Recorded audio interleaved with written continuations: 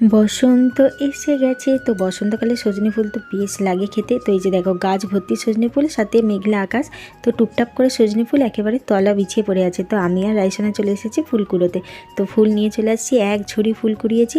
আর এই যে দেখো ফুলগুলো এখন ভালো করে বেছে নিচ্ছি। তো বেছে ধুয়ে এই যে মা এখন ফুলগুলোর মধ্যে নুন হলুদ দিয়ে ভালো করে চটকে নিল, আর সাথে দিল বেসন, চালের গুঁড়ি, সবটাই অল্প পরিমাণে, খাবার সোডা, নুন আর কাঁচা লঙ্কা, আর অল্প জল দিয়ে ভালো করে ব্যাটারটা বানিয়ে নিল।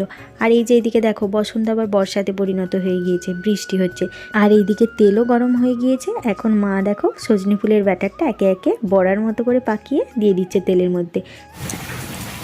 ব্যাস এপিট করে লাল লাল করে ভেজে নিয়েছে। তো বড়া রেডি। এবারে চলো বড় মশাইকে টেস্ট করাই সজনে ফুলের বড়া। বলো কেমন হয়েছে?